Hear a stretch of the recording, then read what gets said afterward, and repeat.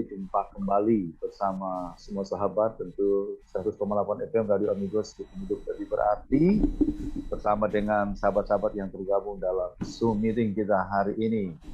Seperti biasa, tentu kita akan disegarkan dengan kebenaran firman Allah lewat hambanya yang luar biasa, Bapak Pendeta Dr. Wisnu Tanto.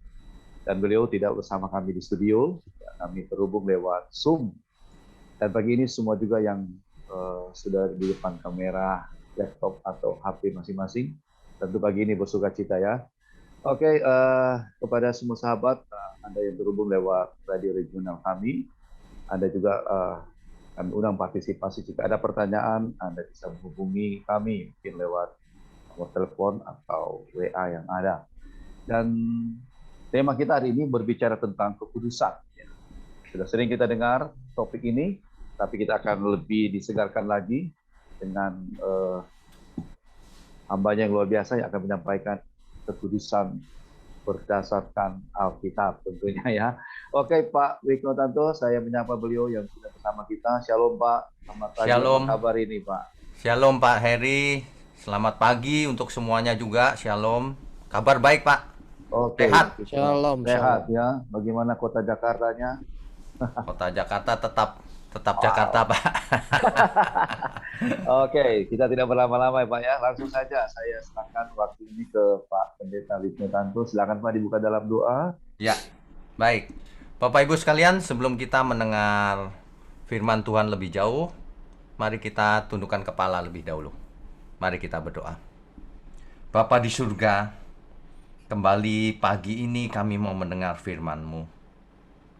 Tuhan, bimbing setiap kami, pimpin setiap kami, melalui dan di dalam Roh Kudus, agar kami mengerti bahwa hidup kami harus hidup kudus. Sebab tanpa kekudusan, hidup ini menjadi sia-sia. Terima kasih Bapa, mohon berkati dan urapi Radio Amigos, dan khususnya mulut hamba-Mu untuk menyampaikan kebenaran ini. Hanya di dalam nama Tuhan Yesus kami berdoa. Amin. Oke, Bapak Ibu sekalian, bicara soal kekudusan, kita harus mengerti yang pertama adalah kata kudus sendiri artinya apa. Kudus atau suci itu artinya apa? Ada banyak orang kalau ditanya, itu jawabannya berbagai macam. Ketika saya mengajar di satu kelas, ini jurusan teologi loh.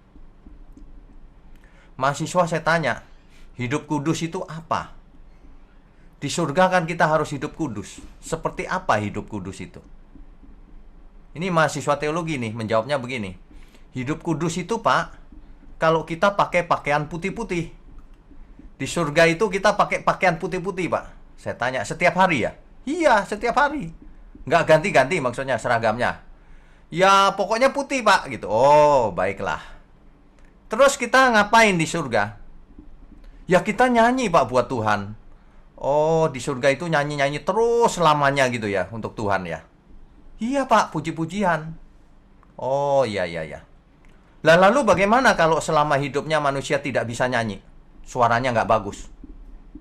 Ya justru itu Pak, nanti kalau saya buat gereja, saya akan adakan pendidikan musik, olah vokal, menghasilkan penyanyi-penyanyi. Waduh, saya pikir, loh di surga memangnya konser musik ya? Ya begitu Pak, memang memuji Tuhan. Lalu kita bekerja apa? Nggak bekerja apa-apa. Selamanya kita nyanyi saja, pakai baju putih lagi. Oh begitu. Nah ini, pengertian dari seorang mahasiswa teologi aja sudah begitu. Saya membayangkan bagaimana ya orang awam pengertiannya ya. Kalau pengertiannya seperti itu, maka hidup yang sekarang tidak ada implikasinya. Masa setiap hari kita harus pakai baju putih terus nyanyi terus? Makanya banyak orang tidak hidup kudus hari ini. Karena pengertian kudusnya itu begitu. Itu pun nanti di surga. Bukan dimulai hari ini. Nah kan parah ya. Pagi ini kita belajar yang benar menurut Alkitab. Jangan menurut pikiran diri sendiri atau menurut perasaan. Menurut Alkitab ya. Kata kudus di Alkitab dipakai kata kados. Kados itu bahasa Ibrani ya. Di dalam Perjanjian Baru dipakai kata hagios. Kudus. Apa artinya kudus? Yang pertama, artinya bersih, murni, tanpa campuran. Itu arti kata kudus atau suci. Ya. Tak bercacat, tak bercelah, tak bernoda. Nah, hidup kudus adalah hidup yang seperti itu. Ini menurut definisi dulu ya. Nah, tidak boleh ada campuran lain. Ya memang warna putih dipakai sebagai lambang kekudusan. Tapi itu lambang, bukan harafiah. Bukan semua orang yang pakai baju putih-putih pasti hidup kudus. Banyak yang jahat malah. Bukan semua orang yang pakai jas hitam adalah tidak hidup kudus. Kita kalau lagi memimpin perjamuan kudus, kita pakai jas. Nggak pakai jas juga nggak apa-apa, karena bukan bajunya yang penting. Kekudusan itu bukan soal apa yang kelihatan di luar. Bukan harafiahnya. Kekudusan itu jauh ke dalam. Ya. Kudus diingat-ingat artinya yang pertama. Bersih, tak tercampur oleh sesuatu noda apapun. Kita harus hidup kudus. Mengapa? Karena dengan hidup kudus itulah, maka kita bisa mempersembahkan diri kepada Tuhan. Kalau hidup kita tidak kudus, kita tidak bisa mempersembahkan diri kepada Tuhan. Ditolak. Kalau orang yang hidupnya tidak kudus atau kudis,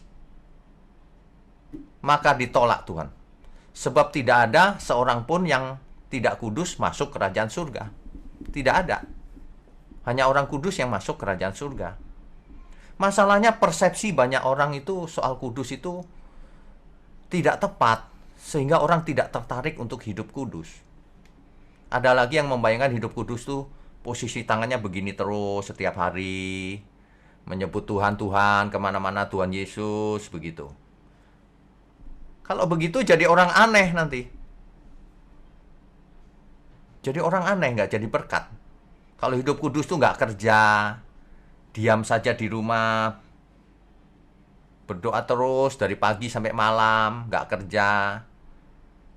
Kalau pengertiannya begitu, nggak ada orang bisa hidup kudus. Kecuali memang kita hidup di padepokan kita. Nah, kekudusan ini harus diartikan dengan benar. Kekudusan ini mengandung dua inti. Bapak Ibu ingat-ingat, dicatat ya. Intinya dua. Yang pertama, hidup kudus itu hidup kita tak bercacat, tak bercelah. Dalam hal apa? Dalam segala hal. Sekecil-kecilnya. Rasul Paulus menulisnya dalam bahasa yang sederhana. 1 Korintus 10 ayat 31. Aku menjawab bahwa jika engkau makan, atau jika engkau minum, atau jika engkau melakukan sesuatu yang lain, lakukanlah semuanya untuk kemuliaan Tuhan. Itulah hidup kudus. Mulai dari makan, minum, apapun yang kita lakukan, harus dilakukan untuk kemuliaan Tuhan. Itulah hidup kudus. Jadi makan pun harus kudus. Banyak orang makan sembarangan. Mereka tidak berasa bahwa mereka sedang bunuh diri dengan sendok garpunya. Makan pun untuk kemuliaan Tuhan. Nah, zaman sekarang kan makan itu kuliner ya. Wah, sebanyak-banyaknya dan sebagainya. Jangan. Nanti banyak komorbid di dalam tubuh kita, banyak penyakit. Kalau lagi pandemi begini, nanti keserang virus, kalah. Tuhan mau kita hidup sehat juga. Tubuh kita. Tapi yang terutama memang jiwa kita. Ada amin ya. Hidup kudus itu dua, tadi belum dicatat ya. Yang pertama, hidup tak bercacat, tak bercelah dalam segala hal. Yang kedua, hidup kudus itu adalah hidup yang dipersembahkan bagi Tuhan.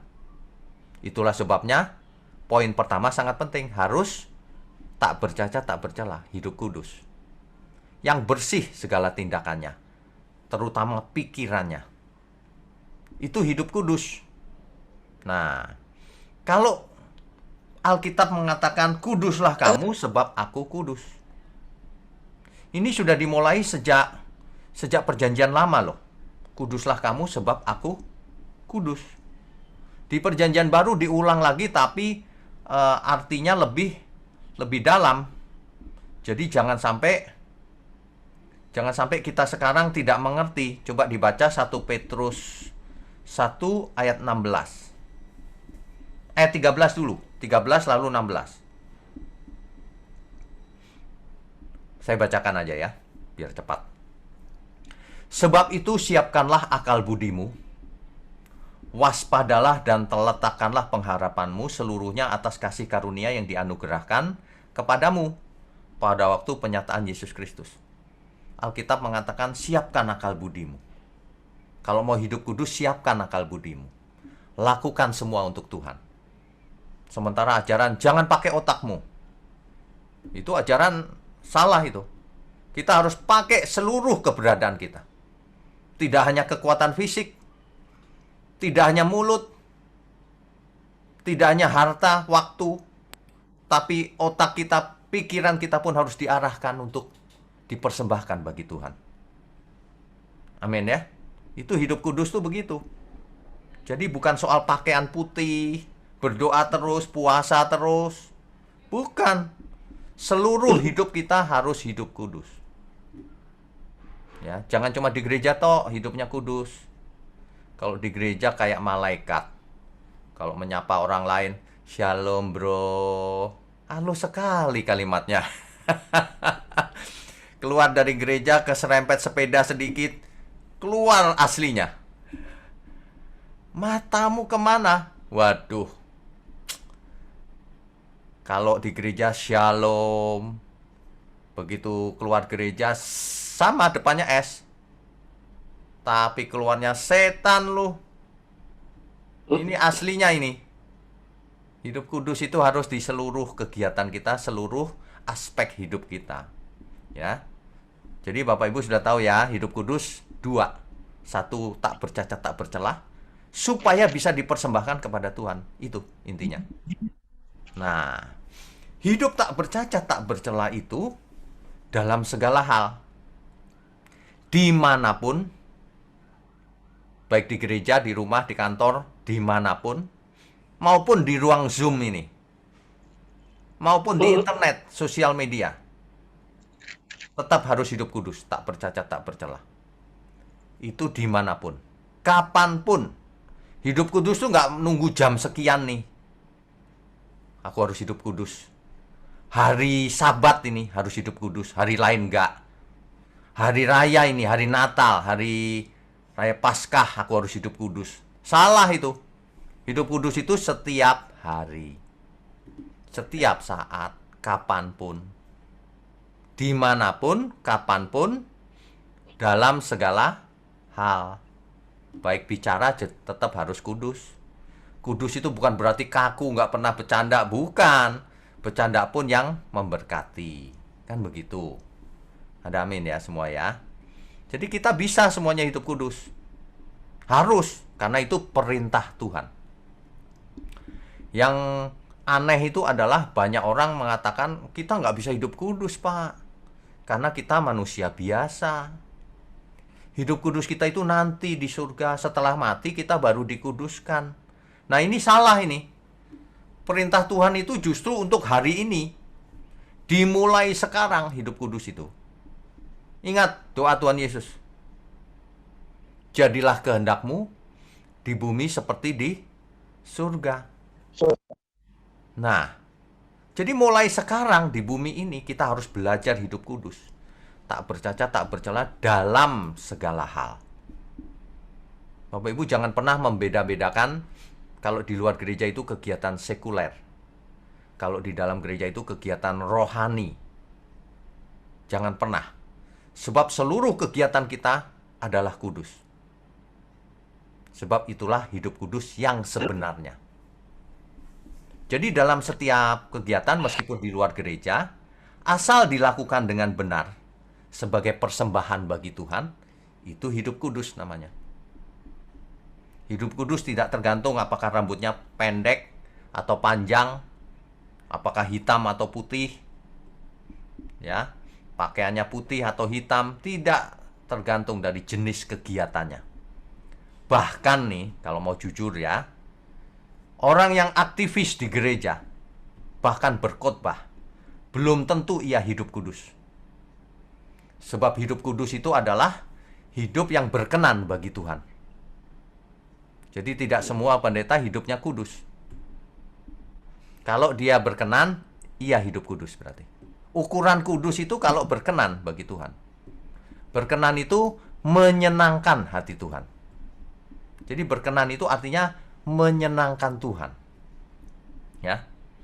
Makanya itulah sebabnya kalau Bapak Ibu teliti membaca Alkitab ya, Allah kita disebut Allah kebenaran, Allah yang kudus, yang tidak bercacat, tidak bercelah. Itulah sebabnya roh yang ada dalam diri kita, Roh Kudus diberikan kepada setiap kita yang percaya dengan benar, yang mengasihi Tuhan. Kalau yang nggak mengasihi Tuhan, biar Kristen nggak diberi Roh Kudus. Maaf ya, memangnya murahan. Alkitab mengatakan dengan eksplisit, yang mengasihi Tuhan.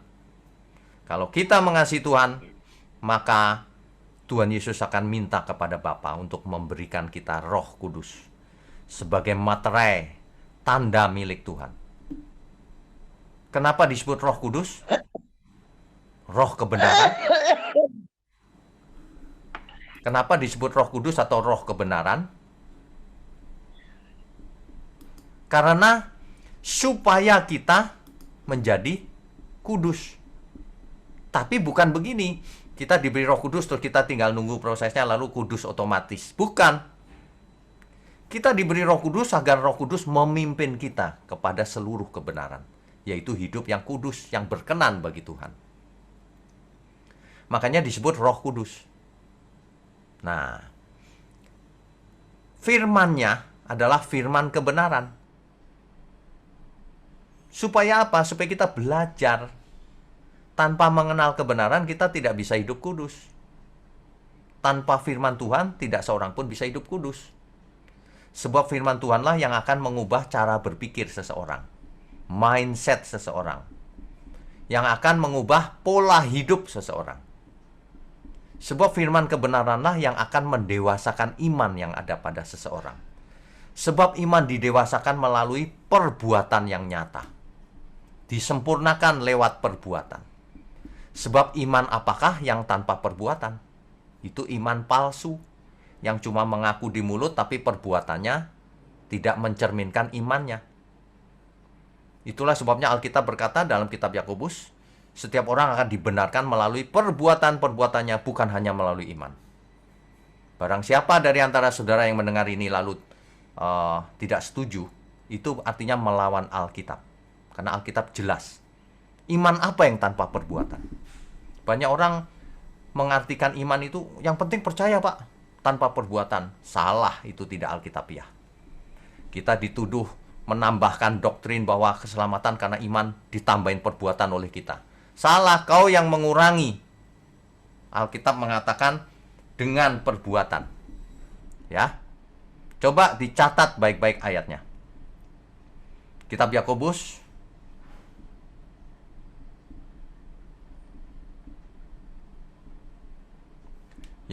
pasalnya yang kedua, ayatnya yang ke-24. Jadi kamu lihat bahwa manusia dibenarkan karena perbuatan-perbuatannya, dan bukan hanya karena iman. Jangan dikurangi ya ayat Alkitab. Enggak Pak, hanya karena iman. Banyak sekali tuh, ngaku teolog lagi. Padahal ayatnya jelas ini, eksplisit. Kalau mau tahu konteksnya dibaca dari ayat 14 sampai 26. Di ayat 26 kesimpulannya jelas juga. Sebab seperti tubuh tanpa roh adalah mati, demikian jugalah iman tanpa perbuatan adalah mati. Iman yang mati pasti nggak selamat, karena itu bukan iman.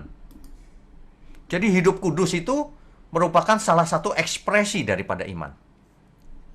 Kalau orang beriman akan berusaha hidup kudus. Karena perintah Tuhan juga hiduplah kudus. Kuduslah kamu sebab aku kudus. Ya.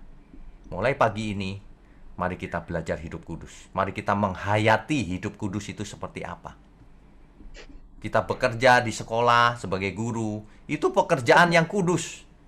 Lakukan itu dengan benar, tak bercacat, tak bercalah, dengan segenap hati, sebagai persembahan bagi Tuhan. Itu menyenangkan Tuhan, mengajar seorang murid menjadi berkarakter ilahi, mengerti kebenaran, takut akan Allah, menjadi cerdas, bisa membedakan mana yang benar, mana yang tidak. Ya, itulah hidup kudus. Ya. Jadi sebenarnya kudus itu sesuatu yang mungkin. Jangan segala sesuatu yang Alkitab ajarkan, nggak mungkin, kita manusia, Pak. Itu sudah disusupi oleh iblis itu pikirannya. Firman Tuhan dilawan. Pagi ini saya mau ingatkan kita semua ya. Kalau saya khotbah seperti ini cuma mau mengingatkan, bukan mau sombong atau bagaimana, marah atau apa, enggak. Banyak orang selalu salah mengerti kalau mendengar firman kebenaran yang benar seperti ini. Dipikir kita sok-sokan gitu. Bukan, saya mau mengingatkan. Baca aja sendiri Alkitab kalau nggak percaya. Ya. Nah, di sisa umur hidup kita ini, tugas kita cuma satu yang perlu kita lakukan. Bagaimana kita menyucikan diri, menguduskan diri kita. Itu aja. Di sisa umur hidup kita ini, mari kita menguduskan diri. Ini kesempatan terakhir sebelum kita menutup mata. Bagaimana kita bisa menguduskan diri? Roh Kudus diberikan kepada kita agar kita dipimpinnya menuju seluruh kebenaran. Bagaimana caranya? Firman Tuhan, Injil itu kekuatan Allah yang menyelamatkan setiap orang yang percaya. Artinya apa? Artinya kita harus belajar Alkitab sampai selengkap mungkin. Nah, setelah kita mengerti dengan pikiran kita, mengerti pengertiannya dengan benar, barulah kita memberi diri untuk melakukannya, dipimpin Roh Kudus. Banyak orang tanpa pengertian, makanya tidak bisa dewasa imannya, tidak bisa perbuatannya nyata, menyatakan imannya.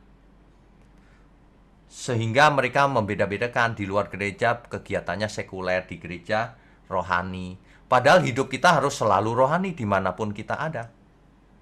Kita bekerja di kantor, itu harus rohani.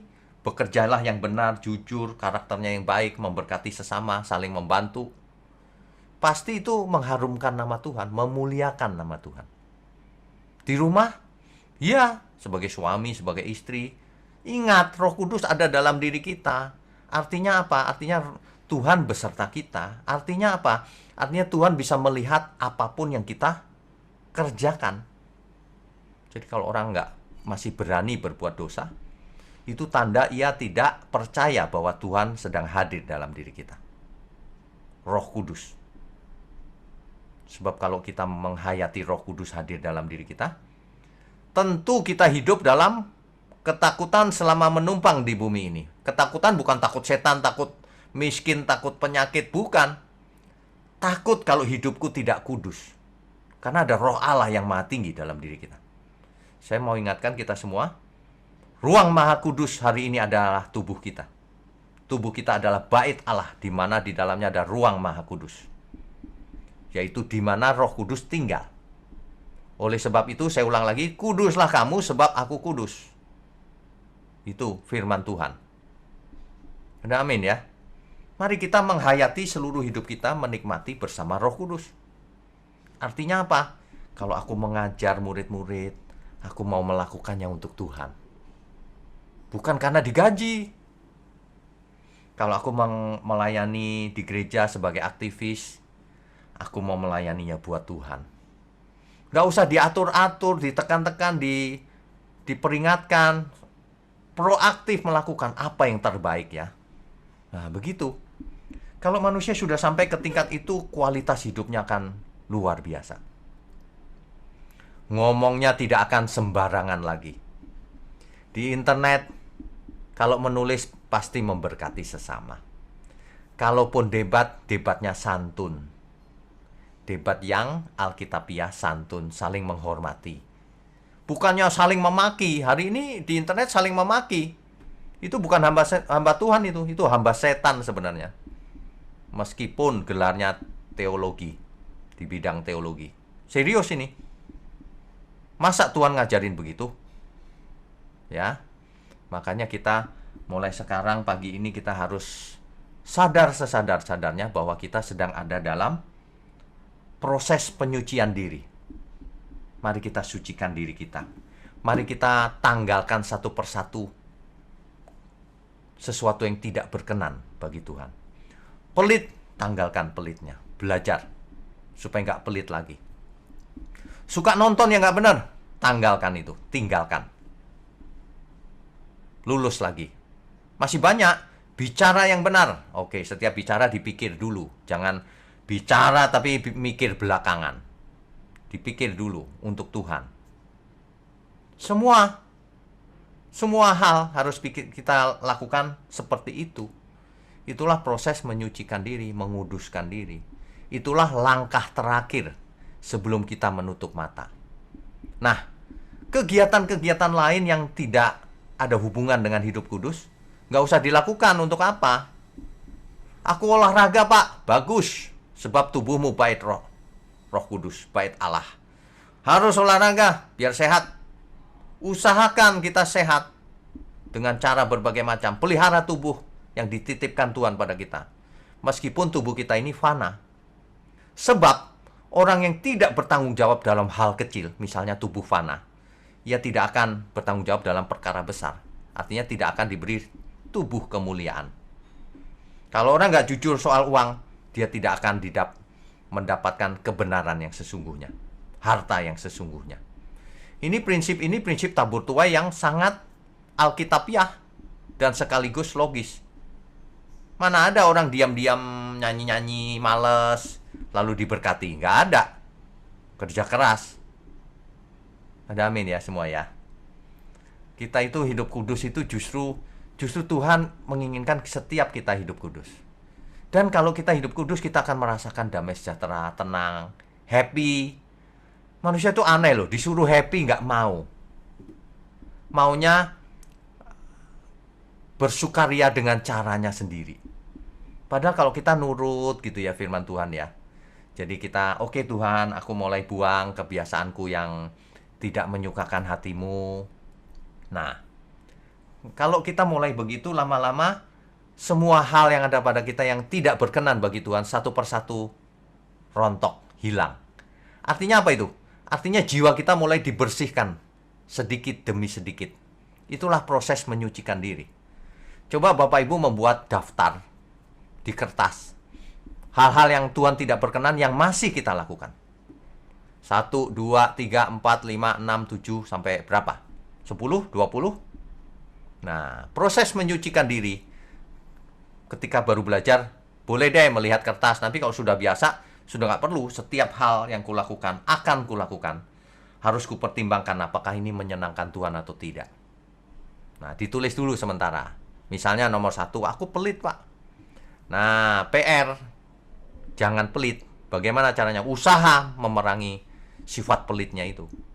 Ya, aku kasar Pak kalau bicara sama istriku, sama suamiku. Waduh, ayo belajar.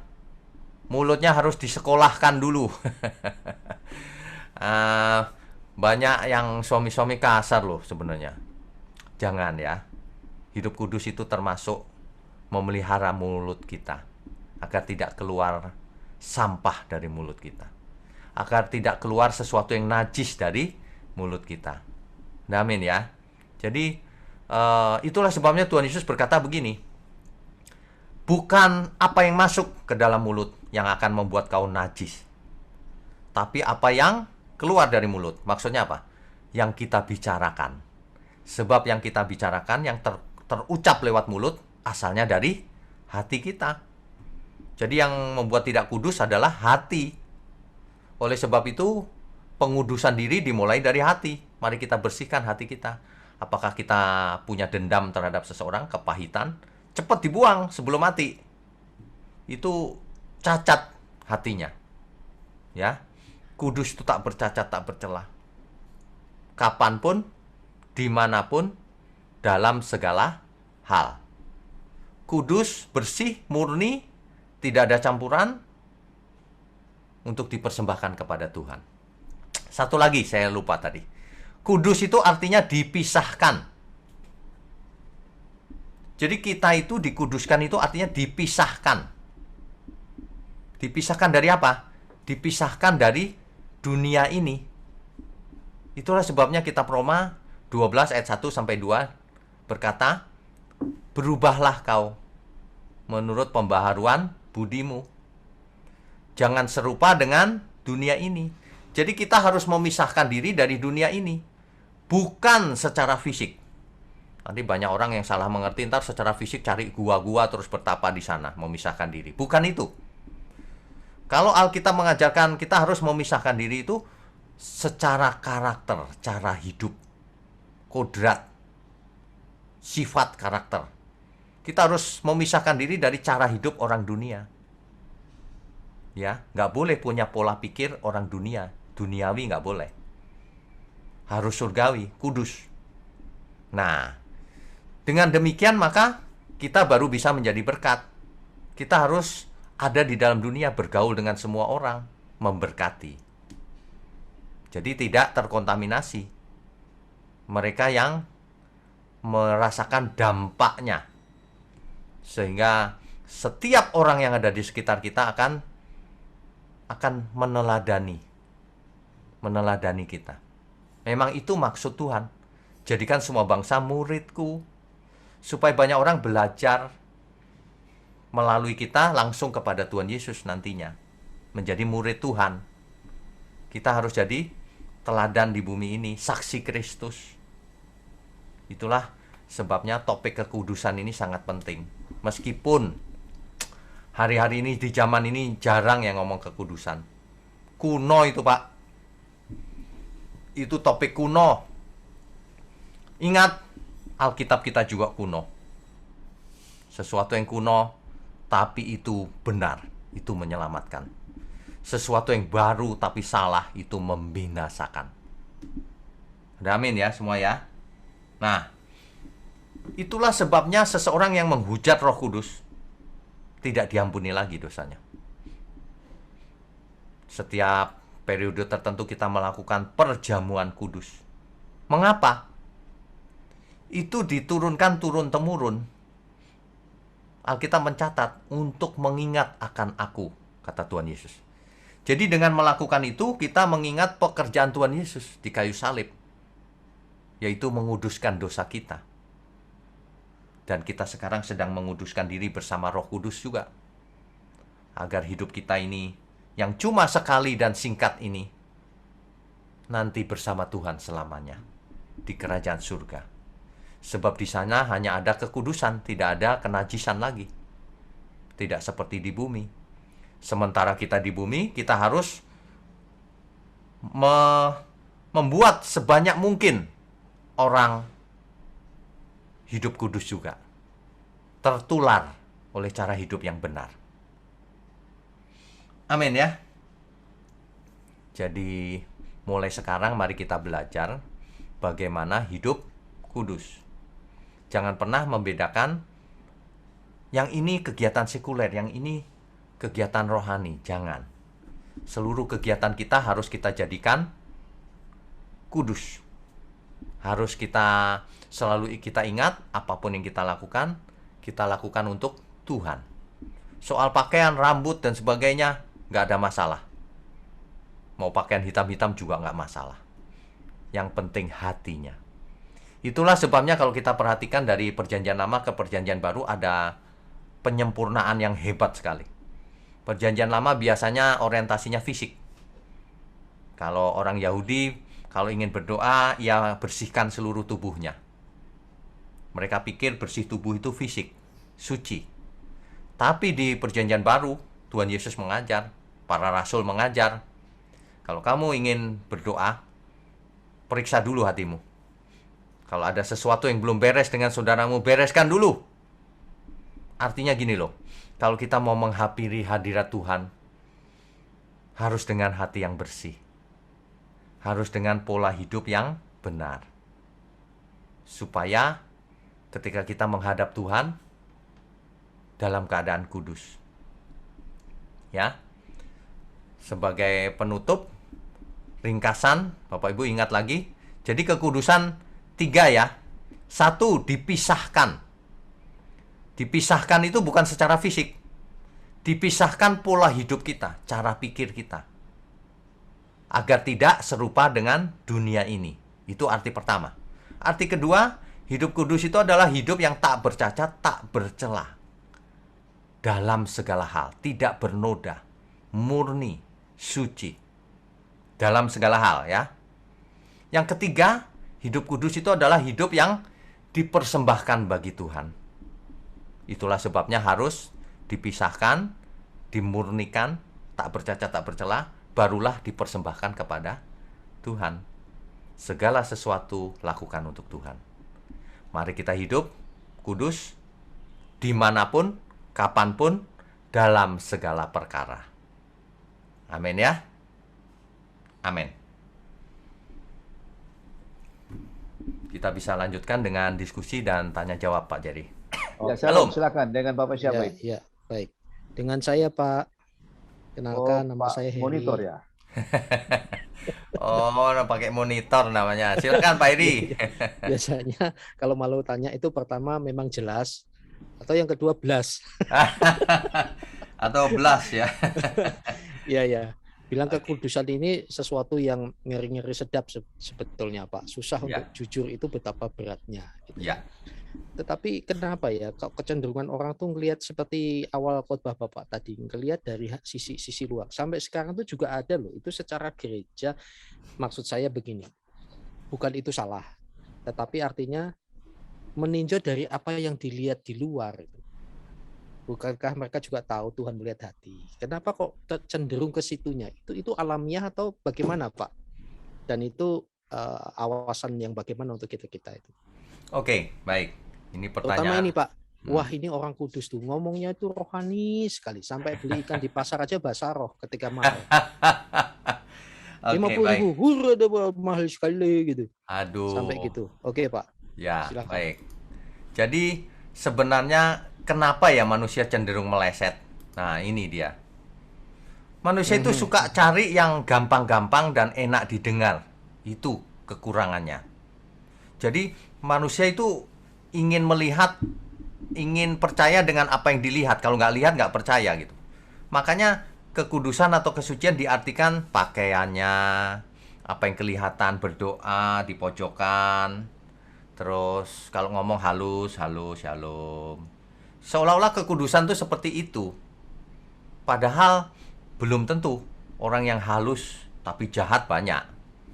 Orang yang kelihatannya tegas, agak kasar dikit tapi benar juga banyak. Jadi kekudusan itu soal batin. Mengapa orang cenderung fisik? Karena fisik lebih gampang dilihat, lebih gampang diikuti. Tapi kalau batin ya, harganya mahal. Harus mengorbankan seluruh perasaan, harus membuang seluruh kebiasaan yang ia sukai, harus membuang seleranya yang salah, harus berubah pola hidupnya. Wah, itu nggak mudah itu. Nah, yang berikutnya yang membuat itu sering begitu salah itu karena manusia sukanya perjanjian lama. Ambil ayat-ayat yang menyenangkan telinga. Ketika ia membaca perintah Tuhan, wah, sulit nih, menghindar.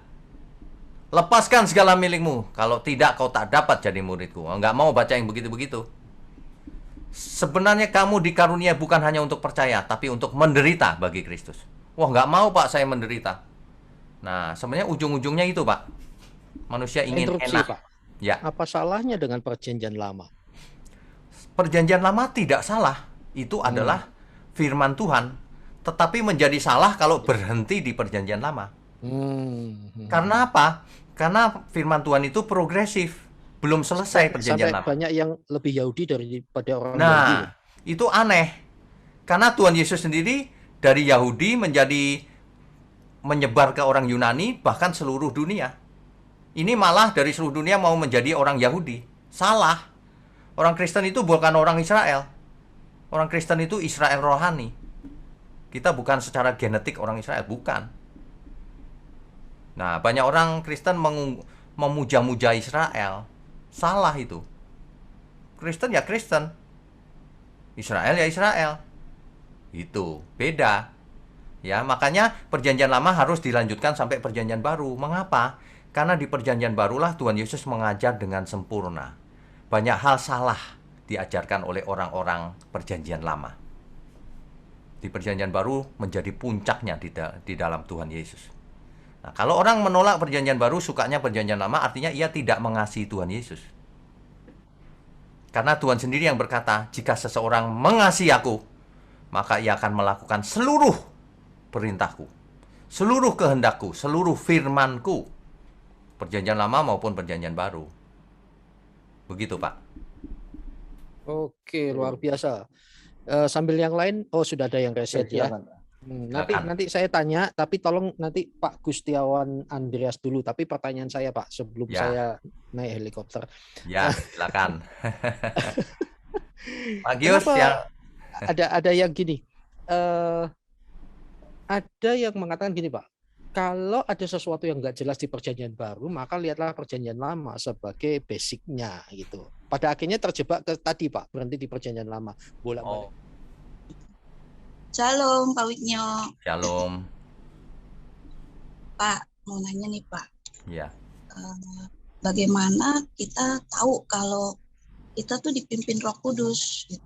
Kadang kan kita sulit ya Pak bedainnya gitu. Ya. Itu aja sih Pak. Oke, ini pertanyaan sangat baik nih.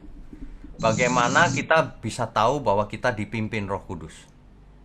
Yang pertama, kita harus mengerti kebenaran firman Tuhan, sehingga kita mempunyai kepekaan atau pengertian bahwa yang ini kehendak Tuhan, yang ini bukan, sehingga kita bisa membedakan. Makanya kitab Roma, berubahlah menurut pembaharuan budi. Kenapa? Supaya kita bisa membedakan manakah kehendak Allah yang baik, yang berkenan atau menyenangkan Tuhan, dan yang sempurna. Kita bisa bedakan. Nah, Alkitab menegaskan, Tuhan Yesus yang berkata, kalau kamu mengasihi aku akan minta Bapakku mengirimkan Roh Kudus kepadamu. Jadi kita dipimpin Roh Kudus kalau kita mengasihi Tuhan. Mengasihi Tuhan itu apa? Melakukan seluruh perintah Tuhan. Begitu. Ya. Jadi kita percaya Roh Kudus ada dalam diri kita. Kan? Jadi kayak kepekaan gitu ya Pak? Ya, kepekaan. Dan iman juga. Kan kita nggak melihat, roh nggak bisa dilihat. Tapi kita yakin seyakin-yakinnya bahwa Roh Kudus tinggal dalam diri kita. Oleh sebab itu kita harus hidup kudus. Oleh sebab itu kita harus belajar Alkitab selengkap mungkin. Ya? Iya, kayak misalkan mau nolong orang nih. Menolong orang terus kadang kan kita kayak dimanfaatin gitu Pak. Ya. Nah, bisa ngerti gitu Pak. Maksudnya apa kita bisa lebih peka atau gimana gitu. Kadang kan kita niat tetap oh iya ya kasihan atau apa gitu. Tapi kadang ada banyak yang memanfaatkan gitu loh Pak. Ya. Dengan berjalannya waktu, kalau kita melakukan firman Tuhan terus, kita akan semakin peka. Nanti kita tahu, Bu. Merasa, melihat sebentar aja kita sudah tahu. Ya. Nah, kepekaan itu nggak bisa diajarkan bagaimana ya. Ya, mesti dilakukan. Nanti makin peka, Ibu pasti makin tahu nanti. Bisa membedakan. Tapi hati Ibu yang mau menolong itu sudah benar. Cuma kepekaannya nanti berjalannya waktu makin peka. Kita harus punya hati yang menolong memang. Itu sudah benar. Ya.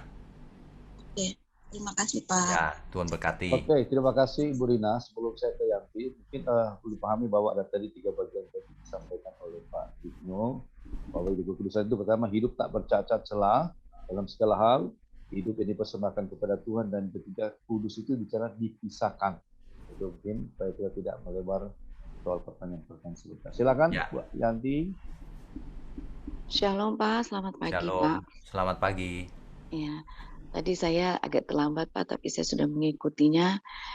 Tadi ada yang soal hidup kudus ya Pak ya. Ya. Hidup kudus itu kalau kita mau kudus, kita harus menjaga kan, dalam hidup kudus ini kita harus menjaga pola pikir dan pola pikir dan pola hidup kita ya Pak ya. Ya, Saya mau lebih spesifik kepada pola pikir Pak. Ini menjadi perjuangan saya yang masih belum saya bisa lepaskan, itu yaitu satunya gini Pak. Kalau kita udah konsentrasi di track itu, khususnya untuk pola pikir ya Pak ya, itu kadang-kadang ada pikiran-pikiran liar, sehingga pikiran-pikiran liar ini yang mengganggu fokus kita itu Pak. Nah, ini mohon pencerahannya dan mungkin tipsnya gitu Pak. Ya. Terima kasih Pak. ya. Jadi memang perubahan pola pikir atau cara berpikir atau konsentrasi dan sebagainya, semuanya yang ada pada kita ini memang perlu proses untuk berubah, nggak bisa langsung. Makanya tetaplah di dalam firman, artinya belajarlah firman Tuhan selengkap mungkin, tapi sebenar mungkin ya, sebab banyak firman yang disampaikan nggak sesuai Alkitab, nah itu malah merusak cara berpikir. Nah kalau yang benar, nanti ciri-cirinya sederhana. Setelah 6 bulan, 1 tahun mengikuti terus, nanti akan berasa diri sendiri, aku kok berubah ya. Pasti itu Bu. Kalau aku kok nggak berubah, nah itu ada something wrong yang didengar itu. Itu cirinya. Sebab kebenaran itu berdampak, berkuasa mengubah seseorang. Jadi Ibu saya sarankan untuk mendengarkan firman kebenaran terus, ya, yang dianggap benar ya. Tapi ingat, jangan yang cuma menyenangkan telinga, yang lucu-lucu dan sebagainya. Nggak mendidik itu Bu. Nanti Ibu buang waktu. Malah tidak bisa membedakan mana yang benar, mana yang tidak.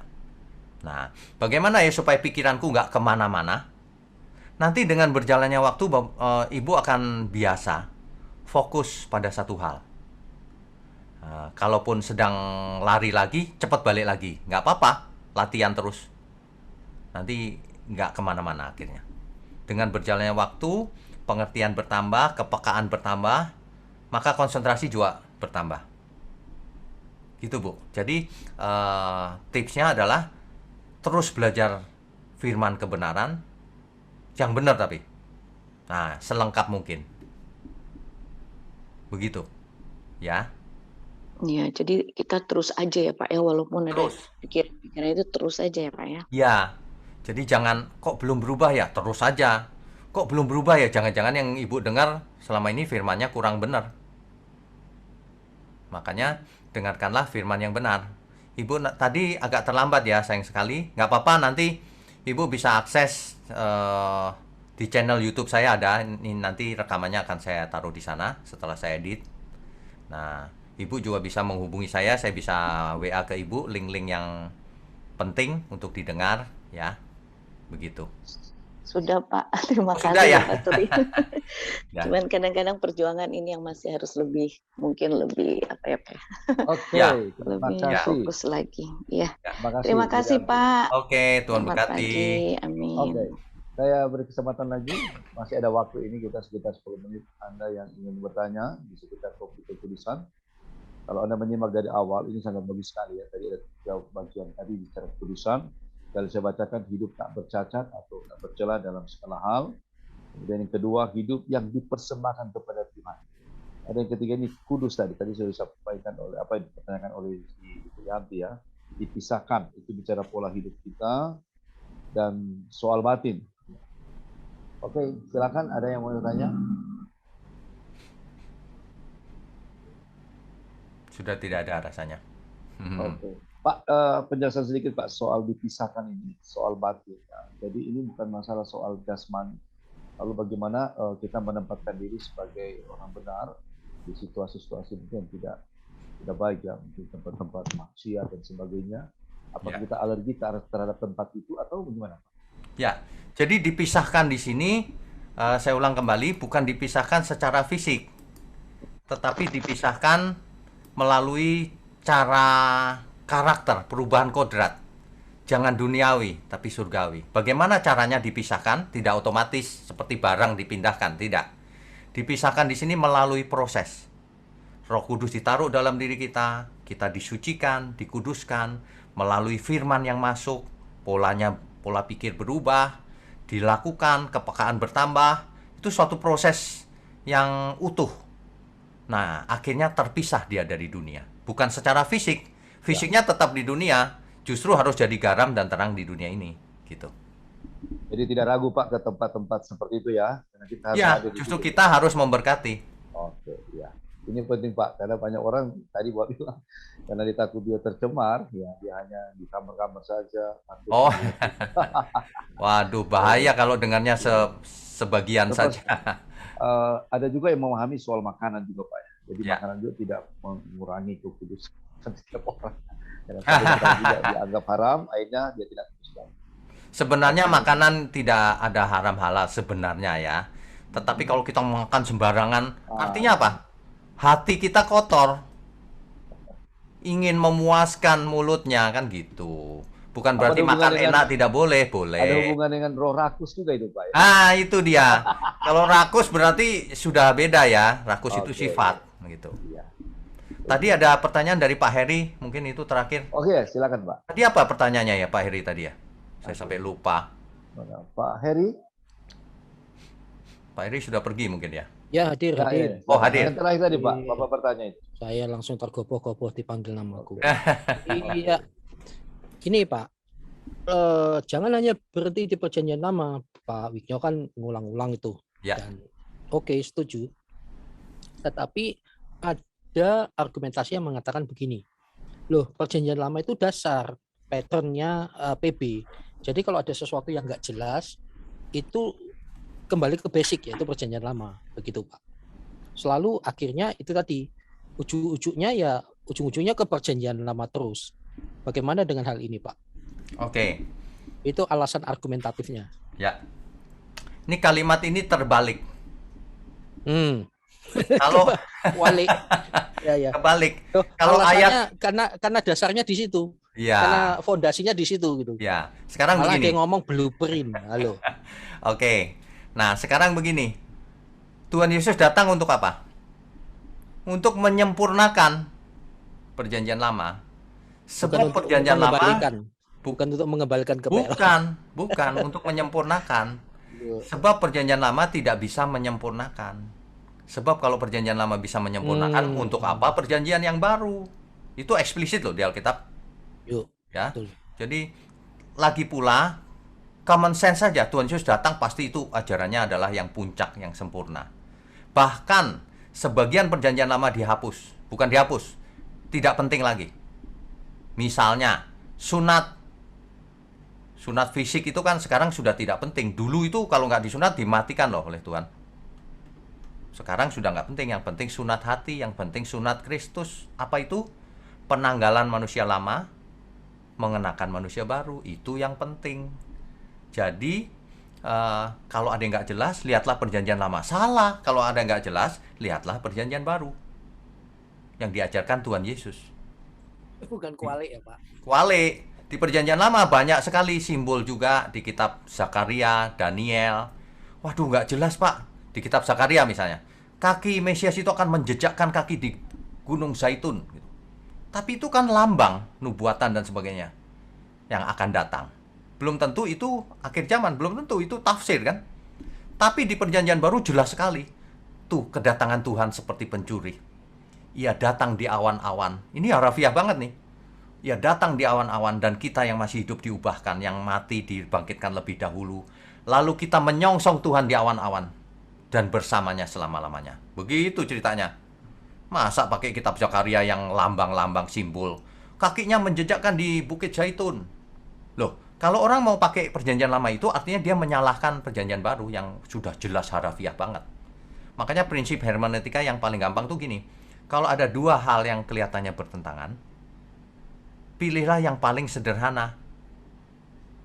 Apalagi itu yang terakhir di perjanjian baru, itu pasti yang paling benar. Ini salah, bukan salah. Manusianya nggak ngerti yang dimaksud. Itu simbol pasti. Begitu, Pak Heri. Oke, terima kasih. Ada Pak Budi nih. Oke. Kenalan Terima kasih, dulu Pak. nih, Pak Budi Santoso. Pak Budi, silakan. Selamat pagi, Pak Shalom. Shalom, selamat pagi.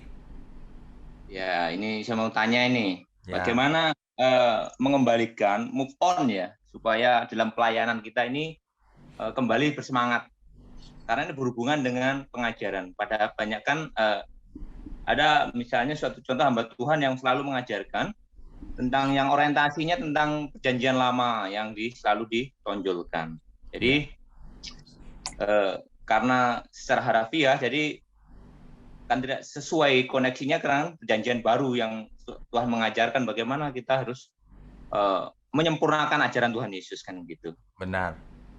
Supaya kita tidak timbul suatu kepahitan tentang pengajaran yang kurang selalu orientasinya ke perjanjian lama. Padahal satu-satunya dalam satu gereja itu yang